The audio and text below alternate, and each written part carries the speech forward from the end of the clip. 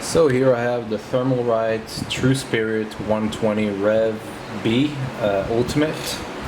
This is another Thermalright True Spirit cooler that I have. I have the, first of all I bought the True Spirit 120 Plus. That one is installed on my AMD system, on the AM5 system that I have. So this one I bought it for a future upgrade that I will have on my Intel machine. So that way I will run two Thermalright True Spirit coolers, the Plus and the Ultimate. So this should be better than the Plus. I don't know, should be, but I don't know. I think it is going to be identical. So here we have all the specification, the heatsink specifications.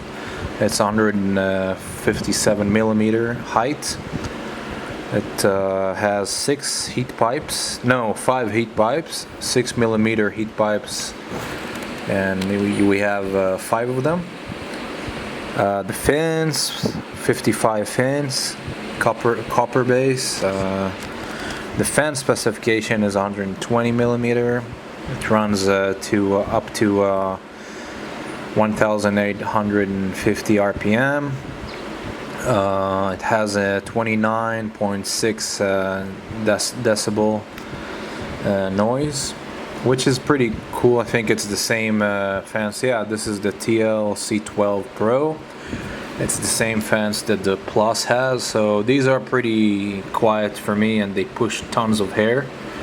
Yeah, 82 CFM. This is a lot of air to push, and it has a 2.1 millimeter air pressure, which is awesome. Only takes 0.25 ampere, and it has a 4-pin PWM connector. So without further ado, once we got the specification out of the way, I'm just going to unbox it. I want to take a look at what it looks like.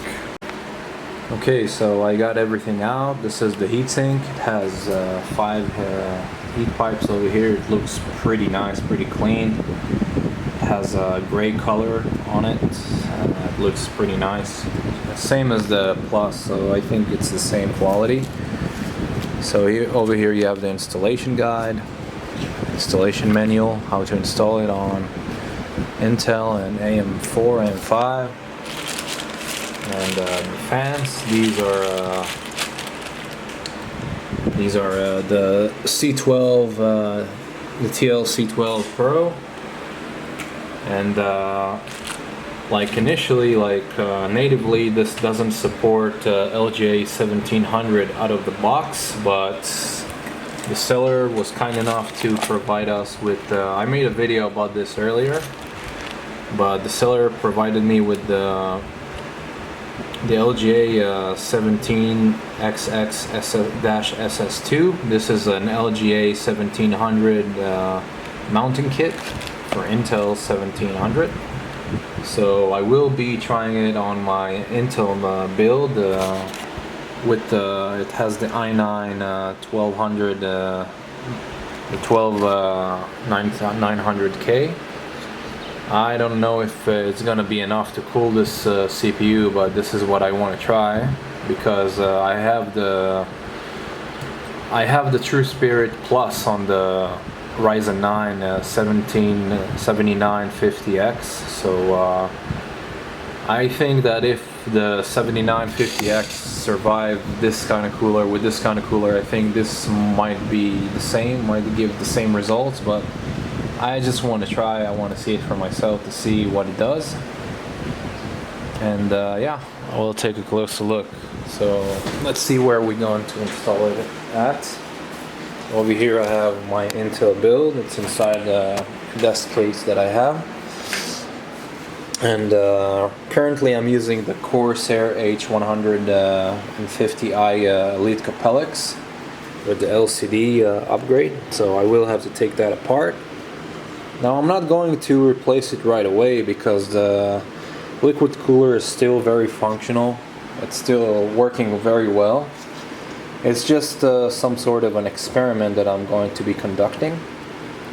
because eventually once this dies down, once the pump gonna die, and I will have to replace it. I will try to go back to air cooling, so I will see if I can actually use the True Spirit 120 Ultimate on this. If not, then I will get the Thermalright Peerless Assassin 120, because I know for a fact that you could use the Peerless Assassin 120 easily with the i9 12900K, so it will be fine. But first I'm gonna try the Ultimate, because I really wanted to be able to use a single tower CPU air cooler instead of using a dual tower like the Peerless Assassin 120. So without further ado, I'm just going to install everything, and I'll pick it right back up once I have everything installed, and we'll take a closer look.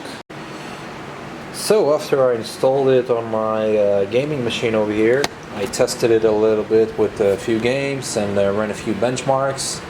The difference between my liquid cooler that I have here, the H150i Elite Capellix, and to the True Spirit 120 Thermalright Ultimate, it's not that big. I would say like maybe the liquid cooler is maybe 3 to 5 Celsius less than this.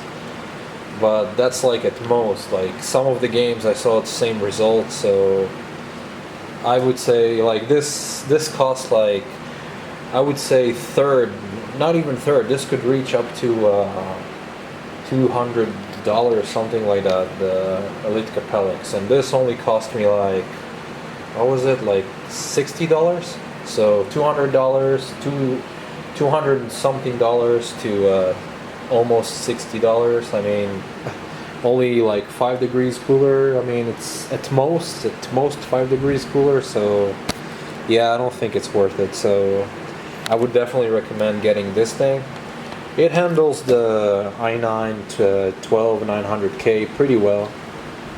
I mean, it's not the coolest one, but it's definitely could handle this. But if you want to get something that would probably handle it better, I would also get myself the Peerless Assassin down the line, or maybe I could just stick it out with this, because this is not too bad.